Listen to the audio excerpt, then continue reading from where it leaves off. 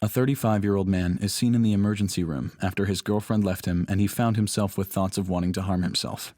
The patient's presentation is suggestive of a low borderline level of personality organization, with prominent paranoid and borderline features.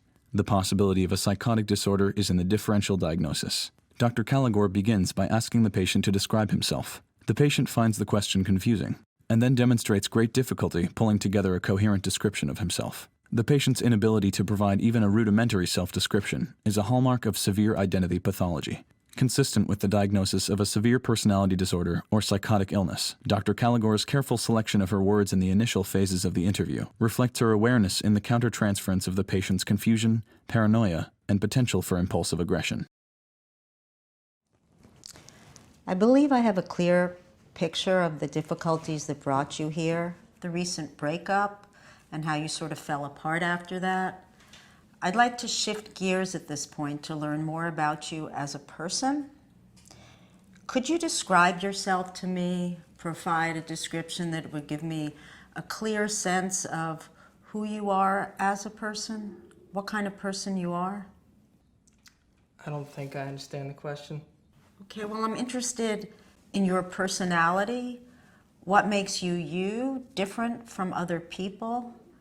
Maybe how you see yourself, or perhaps how other people see you? I still don't understand the question. Well, let's say you wanted me to get to know you in a short time, maybe just in a few minutes, or let's say you were writing a paragraph about yourself in a book.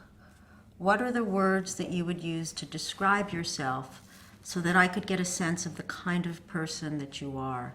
Do you understand that? Yeah, I think I understand.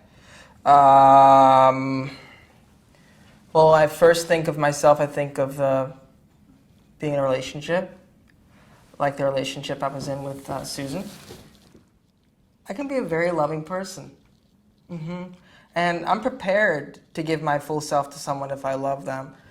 So I asked you to provide a full description of yourself. Are there other things that you would want me to know? I will try to think of something. Well, I love Susan very much, and she left me like very suddenly, and I feel like her brother was the one that told her to leave me.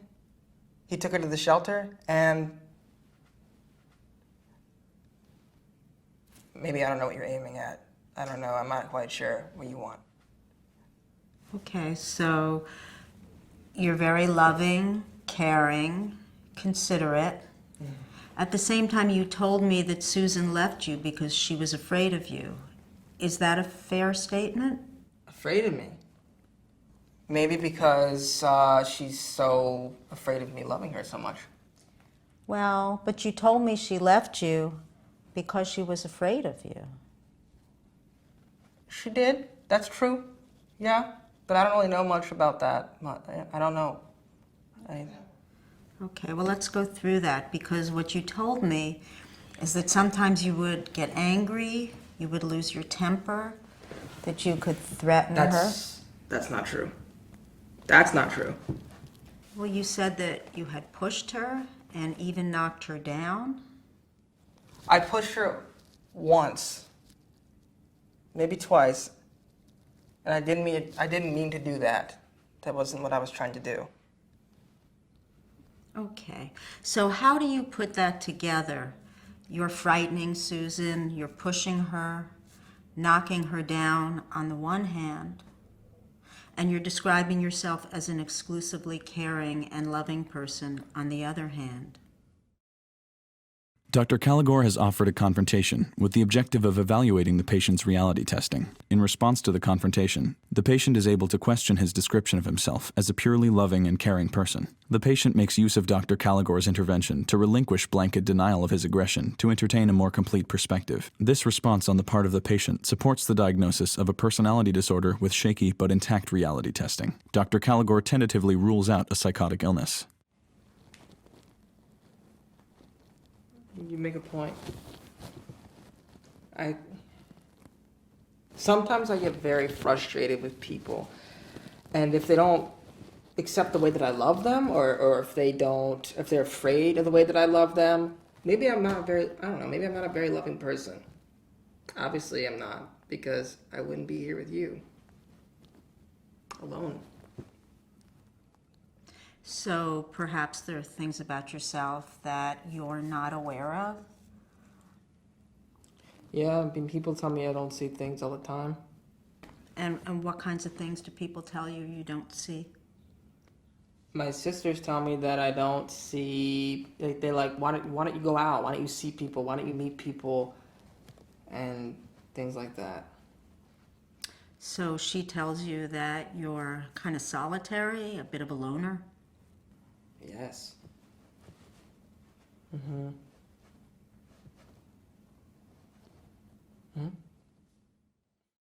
Later in the interview, Dr. Caligor completes her evaluation of the patient's identity formation by asking him to provide a description of a significant other. In response, the patient provides a sparse, superficial description of Susan, one that is self-referential, lacking in detail, and highly idealized. Dr. Caligor probes further. First, she makes use of clarification, inviting the patient to provide a more complete description of Susan, one that might go beyond his idealization. When this goes nowhere, Dr. Caligor offers a confrontation. Could you tell me a bit more about Susan? Describe her to me so that I get a real-life picture of who she is as a unique individual. She still is. I was hoping that we can get together. I don't know. She's insecure, like I said. She smiles a lot. She has brown hair. She dresses beautifully, and she's perfect. Now, I asked you to describe her as a full, complete person. Do you think you've given me the information I would need to develop a real sense of who she is? Perhaps not. I don't know. She's very considerate. She's caring. She's perfect. Is there anything about her that's less than perfect? No. She's perfect. She's perfect for me. Well, you told me that she left you after just one argument and that she accused you unfairly. How do you understand that? How do you put that together? Her brother tricked her. Her brother told her that I didn't give her enough space to be herself, and he told her to leave. She would never leave me. Ever. I love her. In response to Dr. Caligor's confrontation, the patient demonstrates some degree of agitation. The confrontation has highlighted the extreme rigidity in the patient's thinking, his low level of self-awareness, and lack of reflectiveness. These observations confirm Dr. Caligor's initial impression that the patient suffers from a severe identity disturbance.